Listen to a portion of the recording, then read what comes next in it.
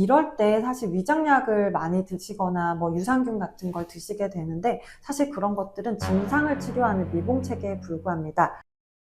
안녕하세요. JM 메디컬 레시피의 최정민 원장입니다.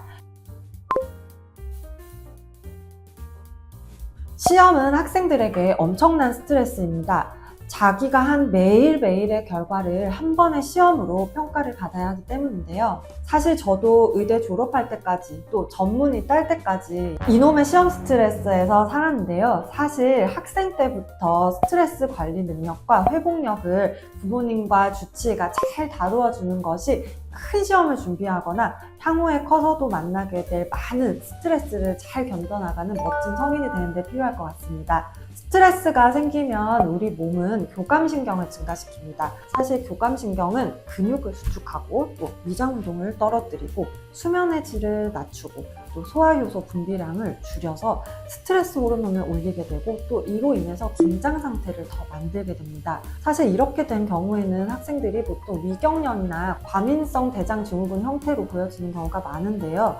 이럴 때 사실 위장약을 많이 드시거나 뭐 유산균 같은 걸 드시게 되는데 사실 그런 것들은 증상을 치료하는 미봉책에 불과합니다. 그래서 이 교감신경 균형을 잡아줄 수 있는 테아닌이나 트립토판, 마그네슘과 같은 것들을 처방해서 학생들의 긴장도를 좀 낮춰줄 수도 있고요. 또 교감신경 균형에 도움이 되는 리보트릴과 같은 이런 처방약도 있거든요. 그래서 너무 심하면 이런 처방약들까지 고려하면서 시험 기간 동안의 스트레스를 잘 이겨낼 수 있도록 하는 것이 중요합니다. 특히 급체나 위경련, 설사, 두통, 두드레기 등 학생들의 스트레스 증상은 매우 다양하고 사실 드라마틱하게 급성으로 올 때도 있습니다. 그래서 부모님들께서 이런 증상을 발견하시면 빨리 주치의에게 내원하셔서 적절한 처치와 교육을 받으시고 반드시 학생이 믿을 만한 주치의, 그리고 이렇게 학생과 주치의가 좀 궁합도 맞아야 되거든요. 이렇게 서로 대화가 잘 통하는 주치의를 찾으셔서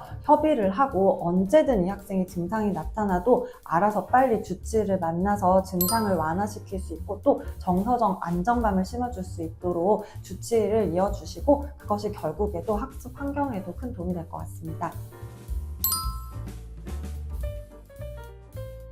요즘 유행하는 백일해나 열감기 대처법에 대해서 좀 설명드리겠습니다. 백일해는 보르데텔라 백일해균에 의해 감염이 되는 호흡기 질환입니다.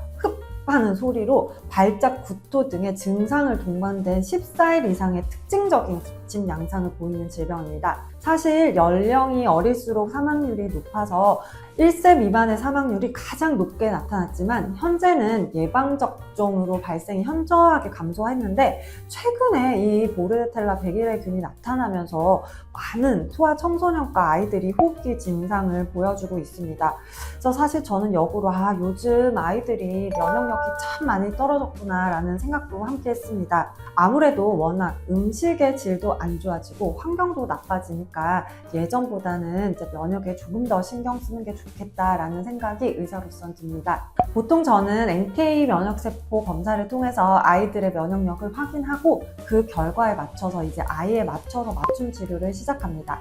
특히 급성 감기나 백일해는 이런 바이러스나 세균의 감염에 취약해서 생기는 질병입니다.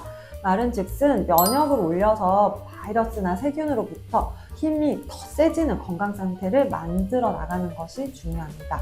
하지만 만약에 지금 급성 증상들이 있다면 우선 마스크를 반드시 해야 하고요. 손도 잘 씻어야겠죠? 그리고 열이 난다면 세균 감염의 가능성도 배제할 수 없기 때문에 반드시 주치의를 만나서 항생제 처방 여부도 확인해야 합니다. 그리고 수분 섭취도 많이 할 수 있도록 해야 합니다. 여기서 중요한 것은 결국은 미봉책이 아니라 꾸준한 건강관리를 통해서 평소에도 면역력이 높고 결핍이 없는 상태를 유지하는 것이 중요합니다. 소아 비만은 이제 전 세계적으로 이슈가 되고 있고요. 심각한 사회 현상으로 바라보고 있습니다.